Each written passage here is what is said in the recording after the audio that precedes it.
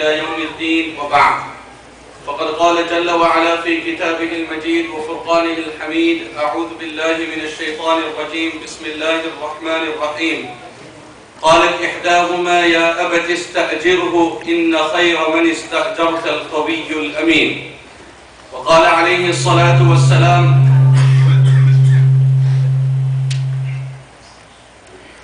Our mics are not used to so many lectures. وقال عليه الصلاة والسلام لا دين لمن لا أمانة له أو كما قال عليه الصلاة والسلام. Honorable scholars, respected brothers, elders, mothers and sisters, as the previous speaker expounded with regards to the confusion and the dissension in the ranks of the general ummah, just to divert that very same challenge from a different dimension, one of the confusions that stare at the ummah today on a global level is, given the fact that there's difference of opinion amongst the scholars on many issues, which scholar's opinion should we follow? So whether it comes to medical insurances, whether it comes to taking a bond, whether it comes to medical coverage, or all these related things that are changing and evolving from time to time, there is a host of opinions that exist from among the fraternity of ulama, and it's a very commonly asked question by the general people.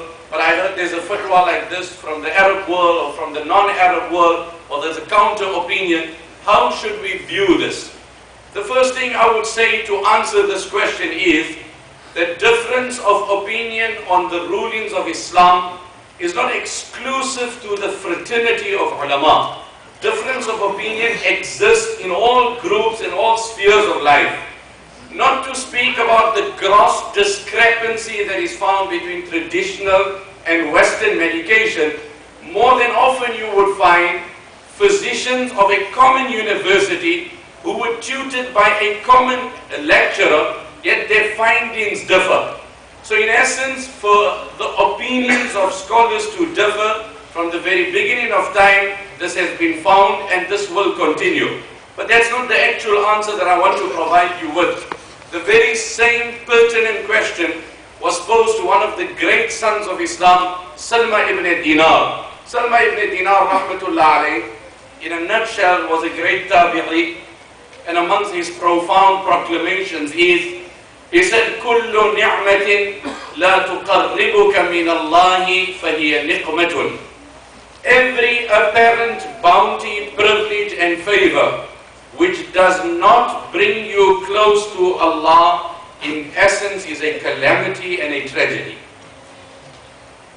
What did he say? And hence I use the word apparent, because in reality it's not a bounty. So if it's health, if it's wealth, if it's fame, in English they say fame, if you cannot control it, it becomes a flame. And how often don't we see celebrities? How often don't we see celebrities in the prime of their life, they become famous, money is at their disposal, women are at their disposal, all the luxuries and the amenities that a young man would aspire for is before them, and they cannot control it, it becomes a flame, and the next best thing is he's suicidal and he claims his life.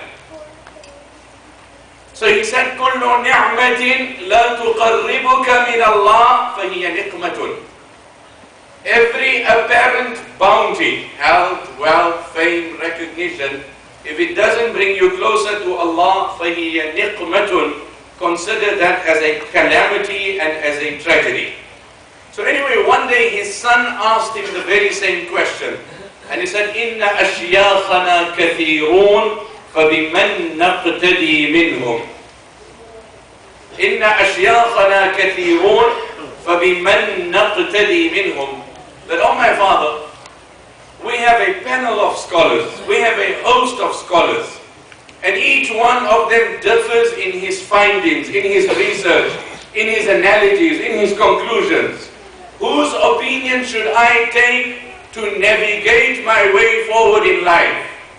He gave an answer that ought to be written with gold. He said, اقتدي بمن يخاف الله في ظهر الغيب ويعف عن التلبس بالعيب. Oh my son, a challenging task, but that's the answer to your question. Hunt down that scholar, track down that scholar, who in addition to fearing Allah in his public life, fears Allah in his private life. Oh my son, when you want guidance, you're going to have to, no, it's not online searching. You can't Google him. You'll have to look for him. Does it not happen when a person needs an open heart surgery to be performed? Then he is told, you know what, there are only 4 surgeons in the entire Ontario. There's only 3 like this in the entire country. So the waiting list is long, the appointment is challenging, the costs are exorbitant. But because of the priority of his health, he patiently waits the queue. He bears and contends with the challenges, till finally he reaches this physician, only to have an half an hour appointment which cost him hundreds of dollars. Why? Because I'm told these are the 3 best in the entire North America. Oh my son, اقتدي بمن يخاف الله في ظهر الغيب. You will have to hunt down that scholar who in addition to fearing Allah in his public life, he fears Allah in his private life.